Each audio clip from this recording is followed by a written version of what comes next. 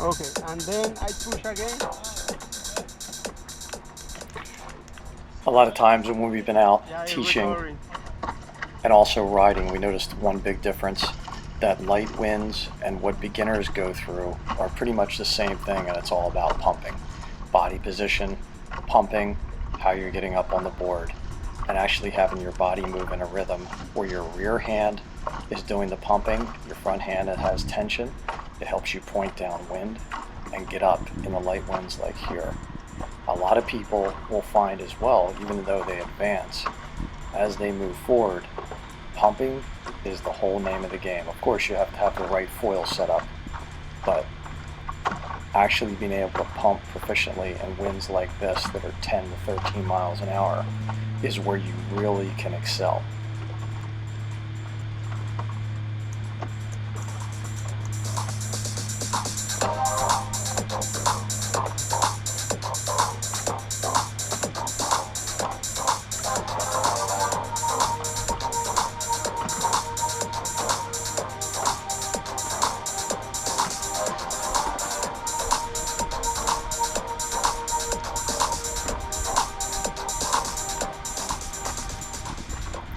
It's really important that you know that you're using your rear hand, pulling it into your rear hip to pump in light winds, and keeping your front hand steady so it doesn't cause you to turn up wind as you're pumping and take all the energy out of the wing.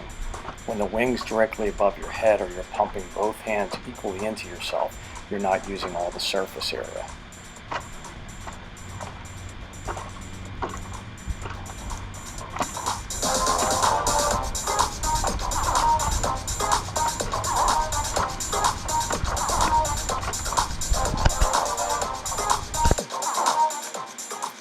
A lot of people start out using alloy masts.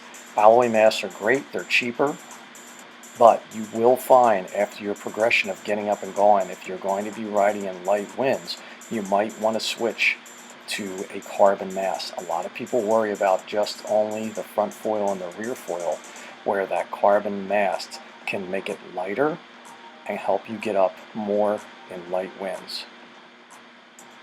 As we go to pump, as you'll see on some of these videos through here, whether I'm on a big board or I'm on this board here that is a 78 liter Cabrina, I can still get up the same in the same light winds. The difference is I do have the carbon mast. As you see here, it's a 1200 with a medium tail on the back, short fuse. There's a lot of combinations you can use, but weight does play a big factor. So when you're out there, remember, choose your gear right, and in the beginning, you gotta pump.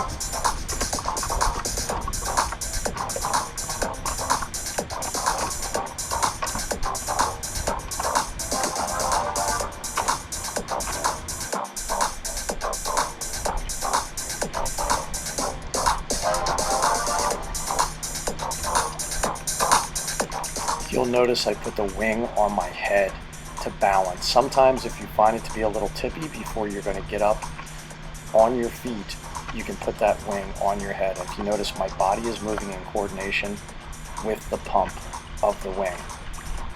Let's take a look at it again in regular speed. We'll slow it down here just to show you, but a lot of times those waves can make things tippier, especially if you have a lot of chop out.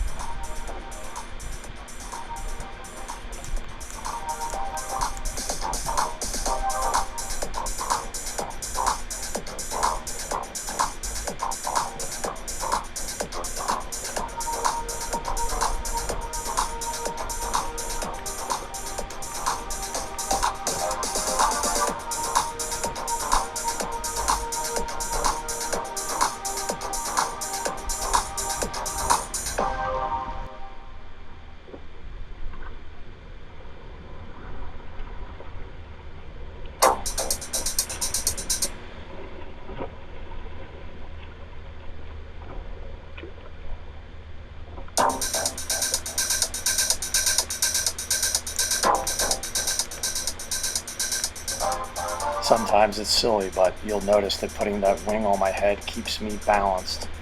And then as I start pumping the wing, it helps me get up on this 75-liter board, get my feet in the right position, my knees and my body bending, but look how much more I'm pulling on my rear hand and just keeping the front of the wing tension. I'm over pumping on this, but you can see in this light wind, it gets you up. Here's another angle where it's going to look like I'm being attacked the way I'm pumping in full speed here.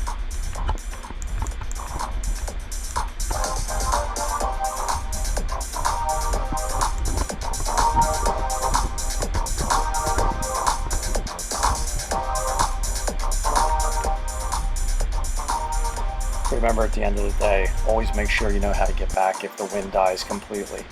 A lot of times I will paddle back with my feet on there. I know a lot of people talk about these leashes you get around your wrist. You can slide the leash up on your forearm. That way it makes it easier to paddle.